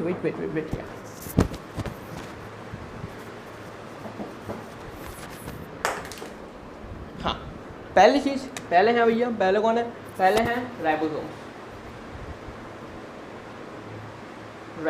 और दूसरे हैं सेंट्रोसोम्स। दूसरे कौन है, सेंट्रोसोम। पहले हैं राइबोसोम्स और दूसरे हैं सेंट्रोसोम्स। पहले हैं राइबोसोम और दूसरे कौन है, सेंट्रोसोम। ये दो ऐसे मतलब मेम्ब्रेन लेस ऑर्गेनेल्स होते हैं, ठीक है। ये जो दूसरा वाला है ना सेंट्रोसोम, ये केवल और केवल एनिमल सेल्स में पाया जाता है, प्लांट सेल्स में नहीं पाया जाता, ठीक है। राइबोसोम सब में पाए जाते हैं, यस और नो, यस। सो अब राइबोसोम्स जो है, मतलब प्रोकैरियोटिक सेल्स के अंदर राइबोसोम 70 टाइप के पाए जाते हैं। प्रोकैरियोट्स के अंदर राइबोसोम 70 टाइप के पाए जाते हैं। राइबोसोम है वो 70 टाइप के पाए जाते हैं। तो राइबोसोम है वो 70 टाइप के पाए जाते हैं, और 70 किस इनकी चीज़ों से मिलकर बनता है, 70 बेसिकली 50 प्लस 30 यूनिट से मिलकर बनता है। 50 और 30 यूनिट से मिलकर बनता है 70 राइबोसोम्स, यस और नो, यस सर, ग्रेट, ठीक है। राइबोसोम्स के बारे में बात हो गई। अब हाँ, इनमें पॉलीराइबोसोम से पाए जाते हैं, पॉलीराइबोसोम से पाए जाते हैं। अब ये क्या होता है, ये बेसिकली क्या होता है, जब एक ही टाइप के प्रोटीन के बहुत सारे स्ट्रक्चर्स बन रहे होते हैं तो एक ही एमआरएनए पे बहुत सारे राइबोसोम्स आकर लग जाते हैं। फॉर एग्जांपल एक एमआरएनए है, उस एमआरएनए पे एक राइबोसोम, दूसरा, तीसरा, चौथा, ऐसे करके करके बहुत सारे राइबोसोम्स लग जाते हैं। यानी पॉली नंबर में एक मतलब मोनो, दो मतलब डाई, दो से ज़्यादा मतलब पॉली, ठीक है। तो पॉलीज राइबोसोम्स का मतलब क्या है, एक ही एमआरएनए पे काफ़ी सारे राइबोसोम आकर मिल गए, जिसको बोलते हैं पॉलीराइबोसोम। ये बेसिकली तब होता है जब एक ही टाइप के प्रोटीन के बहुत सारे कॉपीज हमें बनानी होती हैं, ठीक है, ओके। इसके अलावा इनमें काफ़ी सारे स्टोरेज चीज़ें भी होती हैं, काफ़ी मतलब प्रोकैरियोटिक सेल के अंदर काफ़ी सारे स्टोरेज ग्रेन्यूल्स से प्रेजेंट होते हैं, जो कि ग्लाइकोजेन, फॉस्फेट ग्रेन्यूल्स, इन सब की चीज़ें क्या करते हैं, वो स्टोर करते हैं, ठीक है। अब जो इंपॉर्टेंट चीज़ है वो ये है कि जिस पर क्वेश्चन आ सकता है, वो क्या है, वो है भैया जो प्रोकैरियोटिक सेल्स होते हैं। कौन, जो प्रोकैरियोटिक सेल्स होते हैं उनके प्लाज्मा मेम्ब्रेन जो होते हैं, प्रोकैरियोटिक सेल्स की जो प्लाज्मा मेम्ब्रेन होती है उनकी साइटोप्लाज्म में कुछ इनफोल्डिंग्स होती हैं। क्या होती है, साइटोप्लाज्म के अंदर कुछ इनफोल्डिंग्स होती है। उन इनफोल्डिंग्स को क्या बोलते हैं, मेसोसोम्स। उन इनफोल्डिंग्स को क्या बोला करते हैं, मेसोसोम्स। याद कर लो भाई, साइटोप्लाज्म में प्लाज्मा मेम्ब्रेन की इनफोल्डिंग्स को हम लोग मेसोसोम्स बोलते हैं। प्रोकैरियोट्स के अंदर प्रोकैरियोट्स की जो प्लाज्मा मेम्ब्रेन होती है उनकी infoldings into the cytoplasm are called mesosomes, mesosomes. क्या बोला करते हैं उसे, मेसोसोम्स बोलते हैं, ठीक है। अब ये मेसोसोम के बहुत फंक्शन होते हैं, मेसोसोम से बहुत सारे फंक्शंस होते हैं, ठीक है। कौन कौन से फंक्शन, सारे एनसीईआरटी में लिखे हैं, मैं एक बार रिवाइज कर दे रहा हूँ, मतलब रिसाइट कर दे रहा हूँ, आपको याद करवा कर रहूँगा, ये मेरी चैलेंज है। वो क्या है, पहली चीज़ तो ये है कि जितने भी रेस्पिरेशन का काम है, किसके रेस्पिरेशन का जो काम है, थोड़ी सी एनर्जी, यस, तो जितने भी रेस्पिरेशन का काम है वो कौन करता है, मेसोसोम करता है। वो कौन करता है, मेसोसोम करता है। रेस्पिरेशन का काम कौन करता है, मेसोसोम करता है, ठीक है। दूसरी चीज़, जितने भी सेक्रेटरी प्रोसेस हैं, जितने भी सिक्रीशन प्रोसेस है वो सब कौन करते हैं, मेसोसोम करते हैं। फिर रेस्पिरेशन का काम कौन करता है, मेसोसोम करते हैं। जितने भी सेक्रेटरी प्रोसेस का काम करते हैं, मेसोसोम करते हैं, ठीक है। इसके अलावा जितने भी डीएनए का रेप्लिकेशन और डीएनए का distribution to the daughter cells, DNA का रेप्लिकेशन और जो रेप्लिकेटेड डीएनए है उनका डिस्ट्रीब्यूशन इनटू डॉटर सेल्स, ये भी इसके लिए भी कौन रिस्पॉन्सिबल होता है, हमारे प्यारा मेसोसोम, ठीक है। इसके अलावा ये प्लाज्मा मेम्ब्रेन को क्या करता है, सरफेस एरिया बढ़ाता है। प्लाज्मा मेम्ब्रेन का क्या करता है, सरफेस एरिया बढ़ाता है और साथ में एंजाइमेटिक कंटेंट भी बढ़ाता है। इसके अलावा इंपॉर्टेंट चीज़ ये है कि सेल वॉल फॉर्मेशन में भी मदद करता है, इस सेल वॉल फॉर्मेशन में भी मदद करता है, ठीक है। आई होप आपने लिख लिया होगा, याद कर लिया होगा, जल्दी लिख लिया करो, ओके। यस और no, yes, great, very good. अब हाँ, ये बेसिकली जो मेसोसोम से उन बैक्टीरिया में पाए जाते हैं जो फोटोसिंथेटिक नहीं होते। जो नॉन फोटोसिंथेटिक बैक्टीरिया होते हैं उनमें मेसोसोम पाए जाते हैं। But what about those bacteria जो फोटोसिंथेटिक है, तो ऐसे बैक्टीरिया के अंदर मेसोसोम्स की जगह दूसरे मतलब होती इनफोल्डिंग्स नहीं है, लेकिन उनको दूसरे नाम से पुकारते हैं, जानते हैं वो नाम क्या है, क्रोमेटोफोर्स, ठीक है। फोटोसिंथेटिक बैक्टीरिया में क्रोमेटोफोर्स पाई जाती हैं और नॉन फोटोसिंथेटिक बैक्टीरिया में मेसोसोम पाई जाती हैं। फोटोसिंथेटिक बैक्टीरिया में क्रोमेटोफोर्स पाई जाती हैं, जिनके अंदर क्लोरोफिल या दूसरे शब्दों में पिगमेंट्स पाए जाते हैं, जो कि फोटोसिंथेसिस के लिए रिस्पॉन्सिबल होते हैं, ठीक है, ग्रेट। अब बैक्टीरिया का मूवमेंट भी होता है, क्या होना है, बैक्टीरिया का मूवमेंट भी होना है, क्या होना है, बैक्टीरिया का मूवमेंट। और बैक्टीरिया का मूवमेंट के लिए फ्लैजेला और सीलिया होते हैं। बैक्टीरिया का मूवमेंट के लिए फ्लैजेला और सीलिया होते हैं, लेकिन इंपॉर्टेंट चीज़ ये है कि मूवमेंट के लिए फ्लैजेला और सीलिया होते हैं, लेकिन जो पिलाई और फिम्ब्रे हैं, मूवमेंट के लिए फ्लैजेला और सीलिया होते हैं, लेकिन पिलाई और फिम्ब्रे हैं वो किसी भी सबस्ट्रेट, अब किसी भी सरफेस से अटैच होने के लिए यूज़ किया जाता है या फिर रिप्रोडक्शन में यूज़ किया जाता है, ठीक है। यस और नो, यस, ग्रेट। तो जितने भी कैरेक्टरिस्टिक्स हैं उनको एक बार फिर से रिवाइज कर लेते हैं, ठीक है। अब मैं पूछूंगा, आप लोग बताना, क्या प्रोकैरियोट्स में मेम्ब्रेन बाउंड ऑर्गेनेल्स पाए जाते हैं? The answer is no. Membrane less organelles केवल पाए जाते हैं किसमें, प्रोकैरियोट्स के अंदर, ठीक है। क्या प्रोकैरियोट्स में कंप्लीट न्यूक्लियस पाया जाता है? क्या वेल डिफाइंड न्यूक्लियस प्रोकैरियोट्स में पाया जाता है? द आंसर इज नो, ठीक है। इनकम्प्लीट न्यूक्लियस पाया जाता है। और क्या प्रोकैरियोट्स के अंदर न्यूक्लियोइड पाया जाता है? न्यूक्लियोइड, जिसका दूसरा नाम जीनोफोर होता है, क्या प्रोकैरियोट्स में पाया जाता है? The answer is yes. अब क्वेश्चन, न्यूक्लियोइड क्या होता है? एक ऐसा रीजन जहाँ पर सर्कुलर डीएनए प्रेजेंट होता है, ठीक है। क्या प्रोकैरियोट्स के अंदर प्लाज्मिड पाया जाता है? द आंसर इज यस, ठीक है। और प्लाज्मिड पाया जाता है। प्लाज्मिड क्या होता है? क्या प्लाज्मिड डबल स्ट्रैंडेड डीएनए का पार्ट होता है? डबल स्ट्रैंडेड सर्कुलर डीएनए का पार्ट होता है प्लाज्मिड? आंसर इज यस, ठीक है। क्या plasmid non essential genes contain करता है? क्या plasmid non essential genes contain करता है? द आंसर इज यस, ठीक है। क्या प्लाज्मिड केवल प्रोकैरियोट्स में पाया जाता है? इसका भी आंसर यस है भैया, ठीक है। क्या प्लाज्मिड के निकालने से बैक्टीरिया मर जाएगा? The answer is no, bacteria जिंदा रहेगा। क्यों? क्योंकि प्लाज्मिड में एसेसरी जीन्स पाई जाती है, ना कि नेसेसरी जीन्स, ठीक है, ओके। क्या प्रोकैरियोट्स में राइबोसोम्स पाए जाते हैं? The answer is yes, ribosomes पाए जाते हैं। कितने? उनकी यूनिट्स क्या होती है? 70 राइबोसोम्स प्रोकैरियोट्स में पाए जाते हैं, जो कि 2 सब यूनिट्स में मिलकर बनते हैं। कौन से? 50 और 30, ठीक है। क्या प्रोकैरियोट्स के अंदर स्टोरेज ग्रेन्यूल्स पाए जाते हैं? द आंसर इज ये। क्या प्रोकैरियोट्स के अंदर मेसोसोम्स पाए जाते हैं? इसका भी आंसर यस है। मेसोसोम्स के लिए कौन से काम होते हैं? पहला रेस्पिरेशन, दूसरा सेल वॉल फॉर्मेशन, तीसरा सेक्रेटरी प्रोसेस, चौथा प्लाज्मा मेम्ब्रेन का सरफेस एरिया बढ़ाना, और पांचवा क्या है? डीएनए का रेप्लिकेशन और डीएनए का distribution into the daughter cells. क्या फ्लैजेला और सीलिया रिप्रोडक्शन में यूज होते हैं? The answer is no. ये किस में यूज होते हैं? केवल और केवल मूवमेंट में। किस में यूज होते हैं? केवल और केवल मूवमेंट में यूज होते हैं। क्या पिलाई और fimbriae attachment to a particular surface use होते हैं? The answer is yes. और क्या रिप्रोडक्शन में भी यूज होता है? Answer is very very much yes, ठीक है। तो हमने प्रोकैरियोटिक की जनरल कैरेक्टरिस्टिक्स पढ़ ली। अब हम बात करते हैं मोनेरा में, किसकी बात कर लेते हैं मोनेरा में? उनके रेस्पिरेशन की, ठीक है। तो जो बैक्टीरिया है, ज़्यादा याद करने की ज़रूरत नहीं है, ऊपर से बता रहा हूँ। जो बैक्टीरिया है, आई एम सॉरी, जो बैक्टीरिया है वो बैक्टीरिया बेसिकली बैक्टीरिया का जो रेस्पिरेशन है वो दो प्रकार का होता है। बैक्टीरिया का जो रेस्पिरेशन है वो बेसिकली दो प्रकार का होता है, एक होता है एरोबिक और दूसरा होता है एनारोबिक रेस्पिरेशन। बैक्टीरिया का रेस्पिरेशन एरोबिक रेस्पिरेशन होता है और एनारोबिक रेस्पिरेशन होता है। जो एरोबिक रेस्पिरेशन होता है कौन सा, जो एरोबिक रेस्पिरेशन होता है वो फर्दर दो पार्ट में डिवाइडेड है। पहला है ऑब्लिगेट एरोबिक और दूसरा है फैकल्टेटिव एनारोब। पहला एरोबिक जो है फर्दर दो पार्ट में डिवाइडेड है, ऑब्लिगेट एरोब और facultative anaerobe. The very similar में जो एनारोबिक रेस्पिरेशन है वो फर्दर दो पार्ट में डिवाइडेड है। पहला है ऑब्लिगेट एनारोब, दूसरा है फैकल्टेटिव एरोब। ठीक है, ओके, इसको ज़रा मैं लिख लेता हूँ, इसको मैं क्या करता हूँ लिख लेता।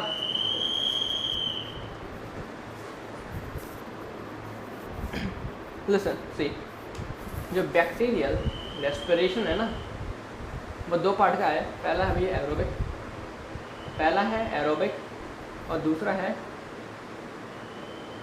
एनारोबिक। ठीक है, जो एरोबिक वो फर्दर दो पार्ट का है। पहला है ऑब्लिगेट एरोब, ऑब्लिगेट एरोब पहला है। ठीक है, और एनारोब फर्दर दो पार्ट का है। पहला है ऑब्लिगेट एनारोब। ठीक है ना, और दूसरा जो टाइप है वो है भैया फैकल्टेटिव एनारोब, और इसका दूसरा जो पार्ट है वो है फैकल्टेटिव एरोब। ठीक है, यस और no? Yes, great.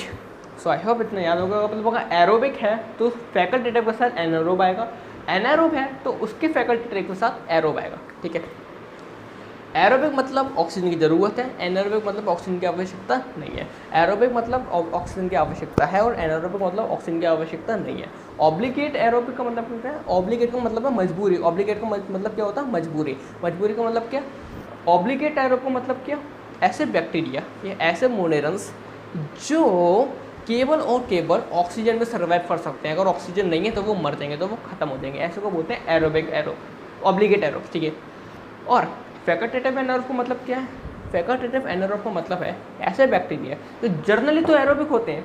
Facultative anaerobe का मतलब है ऐसे बैक्टीरिया जो जर्नली तो एरोबिक होते हैं, लेकिन अगर ज़रूरत पड़ी तो वो एनारोबिक कंडीशन में भी शिफ्ट हो सकते हैं, एनारोबिक कंडीशन में भी सर्वाइव कर सकते हैं। ठीक है, in the very similar way anaerobic bacteria का मतलब है कि ऐसे बैक्टीरिया जब बिना ऑक्सीजन के सर्वाइव करते हो। ऑब्लिगेट एनारोब का मतलब क्या है? ऐसे बैक्टीरिया जो ऑक्सीजन अगर उनको मिल गई तो वो खत्म हो जाएंगे, मर जाएंगे। ऑक्सीजन अगर ऐसे बैक्टीरिया को मिल गई, ऑब्लिगेट एनारोब को अगर ऑक्सीजन मिल गई तो वो मर जाएंगे, खत्म हो जाएंगे। लेकिन फैकल्टेटिव एरोब का मतलब क्या है? ऐसे बैक्टीरिया जनरली तो ऑक्सीजन के बिना जीते हैं, ऑक्सीजन के बिना सर्वाइव करते हैं, लेकिन अगर ऑक्सीजन है तभी वो सर्वाइव कर लेंगे। ठीक है, ओके, तो इस प्रकार से आपको बैक्टीरियल रेस्पिरेशन भी खत्म हो गया। ठीक है, अब बात करते हैं बैक्टीरियल न्यूट्रिशन की। अब हम बात करते हैं किसकी करते हैं? बैक्टीरियल न्यूट्रिशन की। किसकी बात करते हैं? बैक्टीरियल न्यूट्रिशन की। यस और नो? Yes, great. ओके, जो बैक्टीरियल न्यूट्रिशन है चांस शर्मा, बैक्टीरियल न्यूट्रिशन है ना, बैक्टीरियल न्यूट्रिशन है वो बेसिकली दो टाइप का है। ऑब्वियसली भाई ऑटोट्रॉफिक होगा, ऑटोट्रॉफिक होगा। ठीक है, ऑटोट्रॉफिक मतलब ऐसे बैक्टीरिया जो अपना खाना स्वयं प्रोड्यूस करें, किसी दूसरे बैक्टीरिया की मदद ना लें। और दूसरे होंगे हेटरोट्रॉफिक, ऐसे बैक्टीरिया जो अपना खाना खुद ना बनाए बल्कि दूसरे बैक्टीरिया से अपना खाना लें। ठीक है, जो डिजीज़ कॉजिंग बैक्टीरिया होते हैं ना, जो मतलब ऐसे बैक्टीरिया जो हमारे लिए बहुत ज़्यादा हार्मफुल होते हैं, बहुत ज़्यादा मुश्किल पहुँचाते हैं, वो जनरली हेटरोट्रॉफिक ही होते हैं। वो जनरली कैसे होते हैं? हेटरोट्रॉफिक होते हैं। तो हेटरोट्रॉफिक बैक्टीरिया हमारे लिए बहुत गंदे होते हैं, इनसे कृपया करके दूर रहिएगा। ऑटोट्रॉफिक बैक्टीरिया मतलब ऐसे बैक्टीरिया जो अपना खाना खुद प्रोड्यूस करें। ठीक है, अब फूड का मतलब क्या है? बेसिकली क्या करते हैं, ये एनर्जी को, मतलब ऑटोट्रॉफिक बैक्टीरिया क्या करते हैं? फूड क्रिएट करते हैं, अपना खाना खुद बनाते हैं। ओके, कार्बन डाइऑक्साइड लेते हैं सराउंडिंग से, पानी लेते हैं सराउंडिंग से। कार्बन डाइऑक्साइड और पानी सराउंडिंग से लेते हैं और एनर्जी लेते हैं किसी भी पर्टिकुलर सोर्स से, किसी भी पर्टिकुलर सोर्स से एनर्जी लेते हैं और क्या बना देते हैं? फूड बना लेते हैं। ठीक है, क्या बना लेते हैं? फूड बना लेते हैं। अब ऑटोट्रॉफिक बैक्टीरिया को भी हम फर्दर क्लासीफाई करते हैं depending upon the source of the source from which they are taking energy. ठीक है, मतलब वो एनर्जी कहाँ से ले रहे हैं, उनको एनर्जी कहाँ से मिली है, उसके बेस पे हम लोग ऑटोट्रॉफिक बैक्टीरिया को फर्दर डिवाइड कर सकते हैं दो में, पहला है फोटोसिंथेटिक और दूसरा है कीमोसिंथेटिक। पहला है भैया फोटोसिंथेटिक, पहले हैं भैया फोटोसिंथेटिक, पहले हैं भैया फोटोसिंथेटिक और दूसरे हैं भैया कीमोसिंथेटिक। ठीक है, कीमोसिंथेटिक। ओके, जो फोटोसिंथेटिक बैक्टीरिया होते हैं, कौन? जो फोटोसिंथेटिक बैक्टीरिया होते हैं वो ऐसे बैक्टीरिया होते हैं जो सनलाइट से डायरेक्ट एनर्जी लेते हैं। ठीक है, यस और नो? यस। और जो कीमोसिंथेटिक बैक्टीरिया होते हैं वो ऐसे बैक्टीरिया होते हैं जो किसी पर्टिकुलर केमिकल को किसी दूसरे केमिकल में कन्वर्ट करते हैं और इस प्रोसेस में जो एनर्जी निकलती है उस एनर्जी को यूज़ करके अपना खाना बनाते हैं। ऐसे को बोलते हैं कीमोसिंथेटिक बैक्टीरिया। ठीक है, फोटोसिंथेटिक बैक्टीरिया का मतलब क्या? ऐसे बैक्टीरिया जो अपना खाना बनाने के लिए एनर्जी सनलाइट से लेते हैं। और कीमोसिंथेटिक बैक्टीरिया का मतलब क्या है? ऐसे बैक्टीरिया जो अपना खाना बनाने के लिए एनर्जी की केमिकल रिएक्शन के माध्यम से लेते हैं। ठीक है, अब ऐसे बैक्टीरिया जो कि सनलाइट से एनर्जी लेते हैं उन्हें फोटोसिंथेटिक तो कहते ही हैं। ठीक है, अब उनके फोटोसिंथेसिस में अगर ऑक्सीजन रिलीज हो रही है तो उनको बोलेंगे ऑक्सीजेनिक, तो उनको बोलेंगे भाई ऑक्सीजेनिक, तो उनको बोलेंगे हम लोग ऑक्सीजेनिक। और अगर उनके फोटोसिंथेसिस में ऑक्सीजन रिलीज नहीं हो रही है तो उनको बोलेंगे एनऑक्सीजेनिक। उनको क्या बोलेंगे? एनऑक्सीजेनिक। ठीक है ना? ओके, एनऑक्सीजेनिक का एग्जाम्पल है, एनऑक्सीजेनिक एग्जाम्पल है ग्रीन सल्फर बैक्टीरिया। क्या है? Green sulphur bacteria, green sulphur bacteria. और ऑक्सीजन का एग्जांपल है भाई blue green algae, blue green algae. ठीक है, जिसको हम लोग साइनोबैक्टीरिया भी बोलते हैं। ब्लू ग्रीन एल्गी जिसको हम लोग साइनोबैक्टीरिया भी बोला करते हैं। इंपॉर्टेंट बात है, ऑक्सीजन का एग्जांपल है साइनो। एस कैसे याद रखोगे भाई? ऐसे 1 मिनट को एक चीज़ और लिख लूँ भाई, ब्लू ग्रीन एल्गी है ना, ब्लू ग्रीन एल्गी को हम लोग बोलते हैं साइनो ऑक्सीजेनिक, साइनोऑक्सीजेनिक, साइनोऑक्सीजेनिक। मतलब साइनो में भी ओ आ रहा है और ऑक्सीजेनिक बैक्टीरिया में भी ओ आ रहा है। ठीक है ना? ओके, सो आई थिंक हमारा बैक्टीरियल न्यूट्रिशन भी खत्म हो गया। और साइनोबैक्टीरिया का एग्जांपल याद कर लेना, नॉस्टोक, एनाबेनो और ऑसिलिटोरिया। नॉस्टोक, एनाबेनो और ऑसिलिटोरिया, नॉस्टोक, एनाबेनो और ऑसिलिटोरिया, ये बेसिकली क्या है? एग्जांपल है किसके? साइनोबैक्टीरिया के। ठीक है, इससे इस प्रकार हमारा बैक्टीरियल न्यूट्रिशन भी खत्म हो गया। अब हम बात करते हैं बैक्टीरियल रिप्रोडक्शन की। ठीक है, बैक्टीरियल रिप्रोडक्शन की अब हम लोग क्या कर लेते हैं बात। यस और नो भाई? Yes sir, great. देखो, bacterial reproduction, wait let me raise.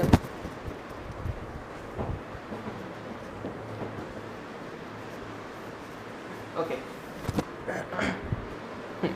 किसकी बात करते हैं? बैक्टीरियल रिप्रोडक्शन की। Wait wait wait, yes I think camera set. Okay, किसकी? बैक्टीरियल रिप्रोडक्शन की। बैक्टीरियल रिप्रोडक्शन की बात करते हैं, बैक्टीरियल रिप्रोडक्शन की। जो बैक्टीरियल रिप्रोडक्शन होता है वो फर्दर जैसे यूकैरियोट्स में होता है, ऐसे ही प्रोकैरियोट्स में भी जो बैक्टीरियल रिप्रोडक्शन होता है वो 2 प्रकार का होता है। ठीक है, पहला है एसेक्सुअल रिप्रोडक्शन और दूसरा है सेक्सुअल रिप्रोडक्शन। पहला है एसेक्सुअल रिप्रोडक्शन, दूसरा है सेक्सुअल रिप्रोडक्शन। एसेक्सुअल और दूसरा है सेक्सुअल। ठीक है, पहला है एसेक्सुअल और दूसरा है सेक्सुअल। एसेक्सुअल बहुत गंदा लिखा है, पता है मुझे। ठीक है, एसेक्सुअल में मतलब एसेक्सुअल रिप्रोडक्शन बैक्टीरिया 2 प्रकार से करता है। पहला है भाई बाइनरी फिजन, पहला है बाइनरी फिजन और दूसरा है, पहला है बाइनरी फिजन और दूसरा कौन है? दूसरा है भैया एंडोस्पोर फॉर्मेशन, एंडोस्पोर फॉर्मेशन। ठीक है, और सेक्सुअल रिप्रोडक्शन बेसिकली वो जेनेटिक रिकॉम्बिनेशन के थ्रू करता है। इसके थ्रू जेनेटिक रिकॉम्बिनेशन के थ्रू करता है। ठीक है ना? हाँ जी, अब समझ लेते हैं बाइनरी फिजन क्या होता है। जो बाइनरी फिजन है, कौन? जो बाइनरी फिजन उसमें क्या होता है? एक बैक्टीरिया होता है। ठीक है, कौन होता है? एक बैक्टीरिया होता है। उस बैक्टीरिया अपना साइज ग्रो करता है, अपना डीएनए को रेप्लिकेट करता है और रेप्लिकेट करने के बाद 2 टुकड़ों में टूट जाता है, 2 बैक्टीरिया में टूट जाता है। यही होता है कौन? यही होता है क्या? ये सेक्सुअल मतलब सॉरी बाइनरी फिजन। बाइनरी मतलब क्या? 2 और फिजन मतलब क्या? टूटना। मतलब बाइनरी फिजन में क्या होता है? जब बैक्टीरिया होता है, एक बैक्टीरिया वो 2 बैक्टीरिया में टूट जाता है। ठीक है ना? ओके, इसके अलावा एंडोस्पोर फॉर्मेशन क्या होता है? ये थोड़ा सा समझने वाली बात है, एक बार समझ लोगे तो कभी भी शायद भूल सकते हो, लेकिन बहुत जल्दी नहीं भूलोगे। ठीक है, देखो भाई, एंडोस्पोर फॉर्मेशन, लेट्स से कि यह हमारे पास बैक्टीरिया है, लेट्स से हमारा ये बैक्टीरिया है, लेट्स से हमारा बैक्टीरिया ये है, ठीक है, लेट्स से हमारा बैक्टीरिया है, ओके। इस बैक्टीरिया के पास अपना जेनेटिक रिकॉम्बिनेशन है, ये इसका जेनेटिक मटेरियल है, ठीक है। अब क्या हुआ, अब क्या हुआ भैया, अब इसकी जो oh no, okay, so let's start endospore formation, ठीक है। एंडोस्पोर फॉर्मेशन क्या होता है, ये हमारे पास बैक्टीरिया है जिसके पास ये, जिसका ये जेनेटिक मटेरियल, जिसका क्या है, जेनेटिक मटेरियल है, ओके। अब इस बैक्टीरिया को क्या लगा, इसके सराउंडिंग में मतलब जो एनवायरमेंटल कंडीशन है बहुत बुरी हो गई, बहुत तेज तेज हवा चलने लगी, मतलब हवा मतलब बहुत टेम्परेचर बढ़ गया, और जो खाने के जो अमाउंट है, खाने की जो मात्रा वो बहुत ज़्यादा कम हो गई, और सलाइनिटी बढ़ गई, एसिडिटी बढ़ गई, मतलब जो मतलब हार्मफुल इन्वायरमेंट हो गया उसके लिए, ठीक है। तो उसने क्या सोचा, मैं तो मर जाऊँ लेकिन कुछ ना कुछ इस दुनिया में रह जाए मेरा, जिससे मेरी निशानी बनी रहे। और वो चीज़ क्या थी, वो चीज़ क्या थी, इसका डीएनए, इसका जेनेटिक मटेरियल। तो उसने क्या करा, अपने जेनेटिक मटेरियल की कॉपी बना ली, अपने जेनेटिक मटेरियल क्या बना ली, कॉपी बना ली, अपने इस जेनेटिक मटेरियल क्या बना ली, उसने कॉपी बना ली, ठीक है। कॉफ़ी नहीं, कॉपी, कॉपी, इसका रेप्लिकेशन कर दिया, ठीक है। और उस रेप्लिकेशन करने के बाद उसने रेप्लिकेटेड के अराउंड एक लेयर बना दी, एक मोटी सी लेयर बना दी, क्या बना दी, मोटी सी लेयर बना दी, ठीक है।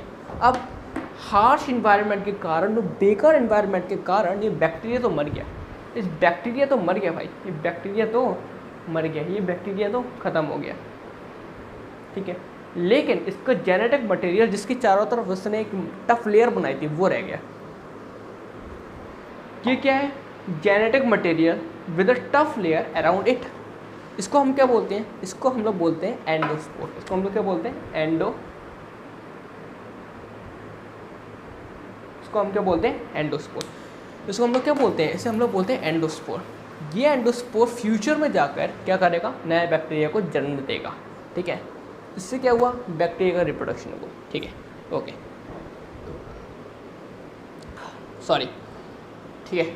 अब देखो, अब कभी कभी क्या होता है, तो अब समझते हैं सेक्सुअल रिप्रोडक्शन के बारे में, बैक्टीरिया के सेक्सुअल रिप्रोडक्शन के बारे में। देखो भाई, सेक्सुअल रिप्रोडक्शन में क्या होता है, एक मतलब मेल गैमीट फीमेल गैमीट के साथ फ्यूज़ करता है, ठीक है। लेकिन बैक्टीरिया के केस में ऐसा कुछ नहीं होता, बैक्टीरिया के केस में सेक्सुअल रिप्रोडक्शन जैसा कुछ होता ही नहीं है, ठीक है। मतलब उसमें ना तो कोई मेल होता है, ना कोई फीमेल होता है, ना कोई गैमीट प्रोड्यूस होता है, ठीक है। जो मेल से फीमेल में जाके है फ्यूज़ करे और वो सब, और एक जाइगोट क्रिएट करे, जाइगोट एम्ब्रियो, एम्ब्रियो से नया न्यूबॉर्न ऑर्गेनिज्म, ठीक है ना। ऐसा तो कुछ होता नहीं है किसमें, बैक्टीरिया का केस में। उनमें जेनेटिक रिकॉम्बिनेशन होता है, मतलब एक बैक्टीरिया का जेनेटिक मटेरियल किसी भी एक माध्यम के थ्रू, किसी भी एक मेथड से दूसरी बैक्टीरिया के जेनेटिक मतलब जेनेटिक मटेरियल में इनकॉर्पोरेट हो जाता है, ठीक है ना। फॉर एग्जांपल ये हमारे पास बैक्टीरिया ए है, फॉर एग्जांपल ये हमारे पास बैक्टीरिया ए है, ये बैक्टीरिया ए है और ये बैक्टीरिया बी है, ये बैक्टीरिया बी है, ठीक है ना। इस बैक्टीरिया का जेनेटिक मटेरियल ये है और इस बैक्टीरिया का जेनेटिक मटेरियल ये है, ठीक है।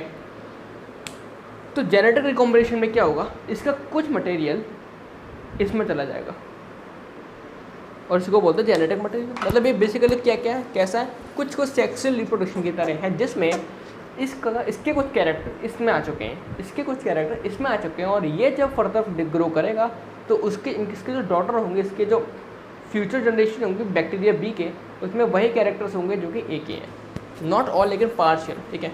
तो ये कुछ कैसा है, सेक्सुअल रिप्रोडक्शन की तरह है। अब डिपेंडिंग अपॉन कि ये ए का जेनेटिक मटेरियल बी में कैसे पहुंच रहा है, कैसे ट्रांसफ़र हो रहा है। जेनेटिक रिकॉम्बिनेशन को हमने 3 पार्ट्स में क्लासीफाई किया है। पहला है ट्रांसफॉर्मेशन, दूसरा है ट्रांसक्रिप्शन और तीसरा है कॉन्जुगेशन। ट्रांसफॉर्मेशन में क्या होता है, अगर bacteria A all of a sudden या फॉर्चुनेटली किसी भी माध्यम से कैसे भी बाई चांस अगर बी के कॉन्टैक्ट में आता है, तो बी मतलब बैक्टीरिया की जनरली एक टेंडेंसी होती है कि उसके पास में जो भी बैक्टीरिया होता है, जो भी जेनेटिक मटेरियल होता है, उस जेनेटिक मटेरियल को इनटेक कर लेता है। मतलब बैक्टीरिया की एबिलिटी होती है कि उसके आसपास के जेनेटिक मटेरियल को वो इनटेक कर लेता है, अगर वहाँ जहाँ पर भी होता है, ठीक है। तो उसी कैरेक्टरिस्टिक के कारण, उसी टेंडेंसी के कारण बैक्टीरिया बी ए का जेनेटिक मटेरियल को इनटेक कर लेगा, ठीक है ना। अगर ऐसा हो रहा है तो उसको हम बोलते हैं ट्रांसफॉर्मेशन।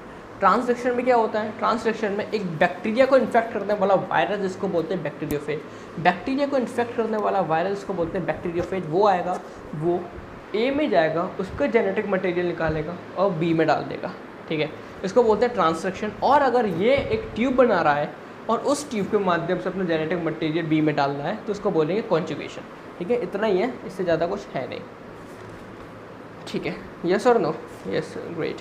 ना अब समझते हैं भाई मोनेरा के बारे में थोड़ा सा, यू बैक्टीरिया, आर के बैक्टीरिया, यू बैक्टीरिया के बारे में थोड़ा सा, ठीक है। आर के बैक्टीरिया जो होते हैं वो जनरली 3 प्रकार के होते हैं, मतलब आर के बैक्टीरिया बेसिकली एक्सट्रीमोफाइल्स होते हैं, मतलब उन्हें एक्सट्रीम एनवायरनमेंट बहुत ज़्यादा पसंद होता है। आर के बैक्टीरिया जनरली 3 प्रकार के होते हैं, पहला होता है हेलोफाइल्स, दूसरे होते हैं थर्मोहेसिडोफाइल्स और तीसरे होते हैं मेथेनोजेंस, ठीक है।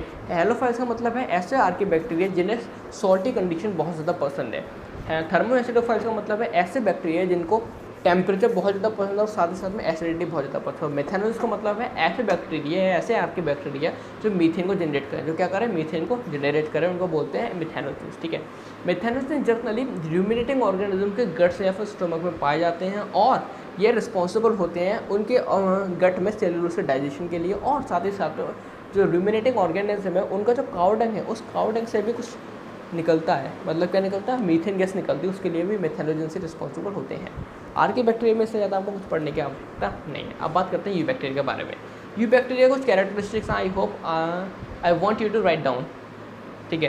पहली चीज़ क्या है, पहली चीज़ है भैया, जो यू बैक्टीरिया होते हैं, कौन यू बैक्टीरिया होते हैं भैया, वो यूनिसेलुलर होते हैं। Eubacteria basically cyanobacteria, मतलब क्या, blue green algae. Eubacteria is equivalent to cyanobacteria which is equivalent to blue green algae, ठीक है।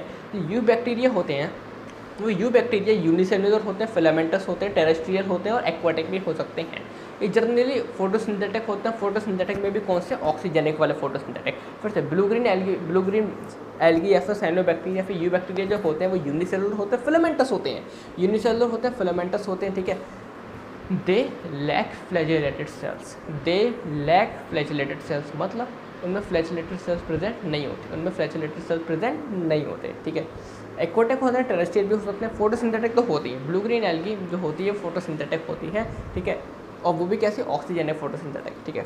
अब देखो नाइट्रोजन फिक्सेशन मैंने बात की थी ना, वो पढ़ते हैं। देखो जनरली जो बैक्टीरिया होते हैं वो मतलब नाइट्रोजन फिक्सेशन मतलब क्या, नाइट्रोजन फिक्सेशन मतलब है कि एटमॉस्फेरिक नाइट्रोजन को उस ऐसे फॉर्म में कन्वर्ट करना जिस फॉर्म में ऑर्गेनिज्म यूज़ कर सके, ठीक है।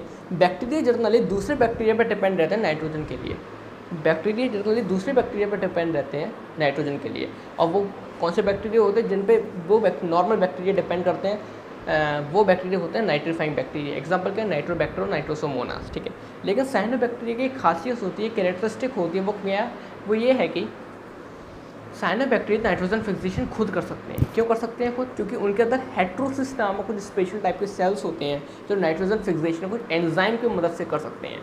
वो एंजाइम कौन कौन सी हैं, नाइट्रोजनेस और नाइट्रोजनेस रिडक्टेज, जिनका आपको नाम याद करने की कोई आवश्यकता नहीं है। आपको बस ये बात याद रखनी है कि साइनो बैक्टीरिया के अंदर कुछ स्पेशल टाइप के सेल्स होते हैं। ये बात इंपॉर्टेंट भी है याद करने के लिए, कौन सी, कि साइनो बैक्टीरिया के अंदर कुछ स्पेशल टाइप के सेल्स होते हैं जिन्हें बोलते हैं हेट्रोसेट, जिन्हें क्या बोलते हैं, हेट्रोसेट, जो कि नाइट्रोजन फिक्सेशन करते हैं। Cyanobacteria, blue green algae है, यू बैक्टीरिया के अंदर कुछ स्पेसिफिक टाइप के सेल्स होते हैं जिन्हें हेट्रोसिस्ट बोलते हैं, जो नाइट्रोजन फिक्सेशन के लिए क्या होते हैं, रिस्पॉन्सिबल होते हैं।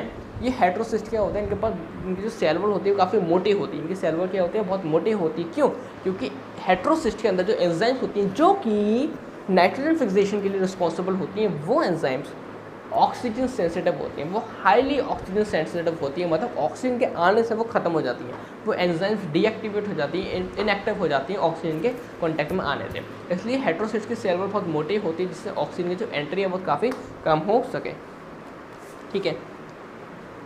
अब आखिरी है वही माइकोप्लाज्मा, वो जल्दी से लिख लो, बहुत इंपॉर्टेंट है। माइकोप्लाज्मा क्या है, ऐसे बैक्टीरिया जिनके पास सेल वॉल ना हो लेकिन प्लाज्मा मेम्ब्रेन हो, ऐसे बैक्टीरिया जिनके पास सेल वॉल ना हो लेकिन प्लाज्मा मेम्ब्रेन हो, ऐसे बैक्टीरिया को हम लोग बोलते हैं माइकोप्लाज्मा। ऐसे बैक्टीरिया को हम लोग क्या बोला करते हैं, माइकोप्लाज्मा, ठीक है ना, ओके। और एक चीज़ और याद कर लो, तो बैक्टीरिया है, बैक्टीरिया की जो सेल वॉल है वो पेप्टिडोग्लाइकन से मिलकर बनती है, ठीक है। जो बैक्टीरिया है उसकी सेल वॉल जनरली किससे मिलकर बनती है, पेप्टिडोग्लाइकन से, लेकिन माइकोप्लाज्मा के पास तो पेप्टिडोग्लाइकन होता ही नहीं है, ठीक है। तो आज के लिए भले ही हमने कॉन्सेप्ट शायद थोड़े देर कम पढ़े लेकिन बहुत ज़्यादा पढ़ लिए, बहुत अच्छे पढ़ लिए। इनमें से एटलीस्ट 2 से 3 क्वेश्चन तो फिर से आएंगे ही आएंगे। पहले क्या था, पहला तो हमने कॉर्टेक्स वाला पार्ट पूरा पढ़ा था, और अब क्या हमने पूरे का पूरे मोनेरा किंगडम पढ़ लिया यार। आधा घंटे में मोनेरा किंगडम पढ़ना बच्चों वाली बात है यार। मोनेरा खत्म आधा घंटे में, भाई मोनेरा खत्म। सो क्लैपिंग करो, अगर अच्छी बात है तो याद हो गया होगा। So bye bye, see you, tata and see you in the next video, bye.